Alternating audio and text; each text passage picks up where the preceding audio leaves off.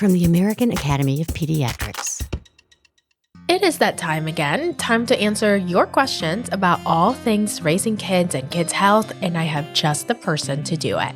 Around 6 to 9 months, that's when you see babies do things with their hands, like clapping and waving, patty cake.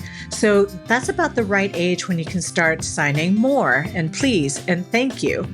So babies could start to communicate as early as about 9 months old, when they really can't use words till closer to 12 to 18 months.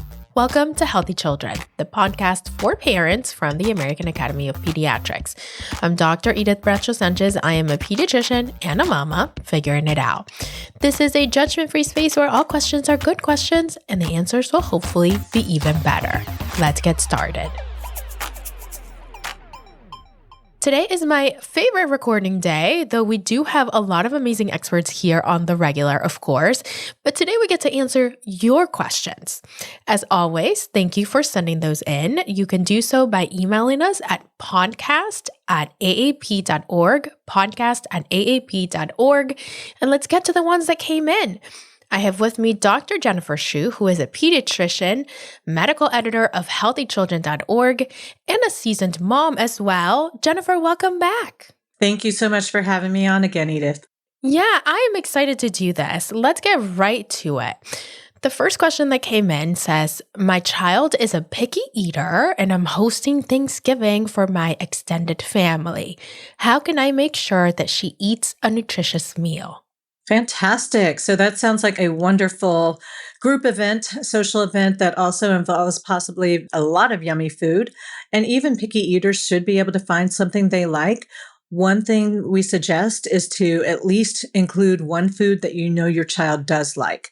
So whether that is, pumpkin pie, or if they like turkey, mashed potatoes, have something that they are familiar with, and then get them involved with the meal planning. This is a fun time to maybe look at magazines or websites together and pick a recipe or two that your child is interested in trying and get them to help you make it. So when they're involved with the meal prep, they're more likely to want to try it.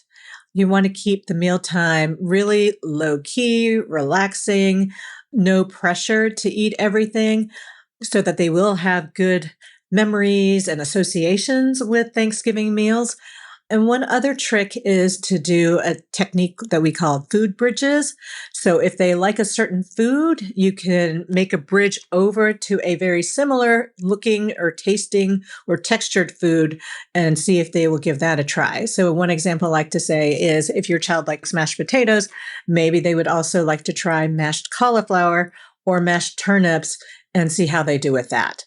I always love having these conversations because we all have our own examples that we like. I like the example of sweet potatoes and carrots, right? They kind of look very similar and they have similar textures sometimes depending on how you cook things. So you can try to expand. But the concept is exactly that, right? They like one thing, you sort of try to expand from there. So helpful as always, Jennifer. Next one that came in, my teenage son wants to weight train. Should I let him? That's a great question. And I do hear that a lot, especially from boys, but also from parents of girls. So if they are supervised properly by an adult who's trained in weightlifting or a coach or trainer or instructor, then you can start with doing lightweight repetitions. And this is especially important for teens who have not finished their growth spurt yet, because when you're still in your growth spurt, it's harder to build muscle because you don't have the level of hormones required to build the muscle that teens are sometimes looking for. So you want to start light with multiple repetitions.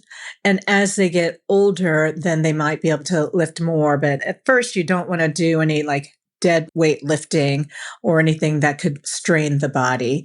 So make sure that your child is adequately supervised and try to avoid injury, of course. Yeah, that proper form, right, is going to be key as they start to engage in some of this. Next one, Jennifer, how can I help my child adjust to the end of daylight savings time this fall? Yeah, so it seems like an hour shouldn't make so much difference one way or the other, but when we spring forward or fall back, it can definitely wreak havoc on kids, especially if it's harder already for teenagers to fall into that groove that they have of waking up early for school when they naturally want to stay up late and sleep in. So, one thing you can do for younger kids is if they take naps and have early bedtimes, you start moving their bedtime and naps in the direction that the clocks will be moving, and do that maybe about 15-minute increments starting about a week before the time change. So that's one thing to do. You want to limit screen time and too much lighting before bedtime. Artificial lights kind of make the body think that it's still daytime. So you want to make use of the lighting in your house and kind of simulate what the actual hour is instead of keeping lights on really late.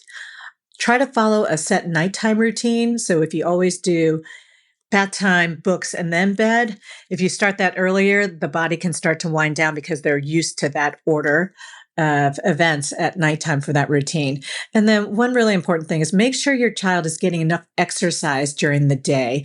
If they are exercising earlier in the day, that's more likely to make them tired at night, no matter what the time change is or what time zone they're in. Yeah. And I got to tell you, I always meant to do this. I always meant to gradually change things. And I just, maybe because of life, we're busy, like we pick up at a certain time. It takes us this long to do dinner, to do bath. Like I just never was quite able to do that when my little guy was like a tiny baby. Now he's 4. And then what happened, Jennifer, was 3 to 4 days of misery. I mean, just like really, struggling. So for those of us who might mean to do this very gradually, but may not, what can we expect? Yeah, so like you said, many kids are like that. And it's also the same if you have a sleepover, for example, and a child doesn't get enough sleep. They could be a wreck the next day and have poor behavior. And once you go through that cycle, you're going to want to try to avoid it the next time around. So look at your calendar, go online, figure out when the time change is, and then try to work out a schedule starting about a week before so you can be ready the next time this happens. Love that. So that way you're not going through that mystery like I was. Next one that came in, Jennifer. When can I start using baby sign language to communicate with my infant? And what are the benefits? So the benefits are that oftentimes a child's motor development happen before their language development. So they might be able to make signs, they can understand speech, but it's much harder for them to actually talk until they're an older age. So starting around 6 to 9 months, that's when you see babies do things with their hands, like clapping and waving, patty cake. So that's about the right age when you can start signing more and please and thank you. So babies could start to communicate as early as about 9 months old when they really can't use words till closer to 12 to 18 months often. And they don't really start putting words together till closer to 2 years. So this can help your baby start communicating earlier, say that they want some milk or water, or they want to play, or they're tired. So you can help your baby communicate sooner if you think about starting with some sign language first. And it really ends up helping the whole family, right? Like when you understand what your baby wants, everything is just so much smoother, right? Exactly. It's just, it makes a huge difference. Next one, Jennifer, how can I help my autistic child take part in telehealth visits? That's a great question. Sometimes it is odd for any child to be looking at a screen and understand that the person on the other side is live and talking to them. If they have practiced with Zoom calls or FaceTiming with a family member in advance, I think that can be useful. And you can just say, this is just like when you talk to grandma or grandpa, but this time we're talking to your doctor. You can let them have a favorite comfort object, like a toy or stuffed animal with them, and they can show it to their doctor and talk about things that they already feel comfortable with, and really let the child know what they can expect beforehand. So you might want to say, your doctor's going to ask both of us some questions. Then your doctor might have me touch different parts of your body to see if you have any pain anywhere. So things like that, just try to get them to be familiar with what's about to happen so nothing is too surprising to them. And I don't know about you, Jennifer, but I think sometimes, parents of children with autism ask us questions about, how to prepare them and how to do certain things.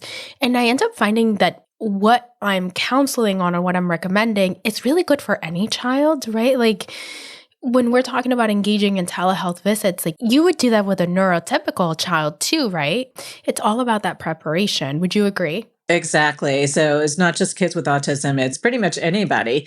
And even adults sometimes need help knowing what to expect. I know my parents are elderly and they would have a hard time kind of understanding, but they're used to FaceTiming with the grandkids now. So I think, once you're familiar with that format, it does become a lot easier. And it can help if the parent does log into whatever that platform is ahead of time, make sure their equipment's working, because if you get frustrated because you can't get the equipment to work and then you don't check in with the doctor until, 10 minutes into your appointment time, then you might feel rushed and frazzled. So make sure all the technical stuff is taken care of ahead of time. Yeah, and that way you could just focus on your kid and helping them with whatever is going on. Jennifer, the next one I am so eager to hear your answer to. Not that the rest of the ones we've talked about today haven't been awesome, but this one in particular happens to apply a little bit personally right now. How can I prepare my child for the arrival of a sibling? Oh, that's a great question.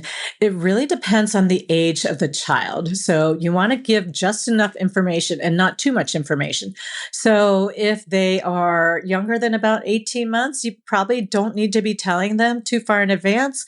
But if they're more like 2 or 3 years old and they see, changes in mom's belly, things like that, you could just say, you're going to be a big brother or sister. We're going to have a baby in the family and talk about it. Maybe get some books that explain what's going to happen. So really know your child and how much information they would like to have and make that age appropriate. I love it. And in our case, there have been so many questions. Mine, as I have shared, is 4 now. So going with his questions has also been really helpful, right? Because they tell you a lot about where his little mind is. So we're just rolling with it at home right now. Last but not least, I think this question is something that is top of mind for a lot of parents right now. The chatter online about vaccines is just nonstop. How am I supposed to turn it all off and have trust that I am doing the right thing? That's an excellent question. And I love that parents are engaged with their child's health and asking questions like this. I do tell parents that they are always making the best decision at the time, given the information that they have. So we can only expect that you can do your best given what information we know now. And that might change in the future, but just, be confident that you're doing what's right for your child based on that information. Your pediatrician follows all the recommendations and research regarding vaccines, and they can tell you what pertains to your child. So if your child has any type of special medical conditions, then vaccines might apply to them a little bit differently. So talk to your pediatrician first, because it is hard to sometimes drown out the noise, because things that you hear from your neighbor might have the same weight as things that you hear from a trusted medical source. And it's hard because the trusted medical source should weigh more than what you're hearing from somebody who maybe doesn't have any medical background or expertise. So talk to your pediatrician first, and then we trust you to hopefully make the best healthcare decisions for your child, and we will help you through that decision. Absolutely.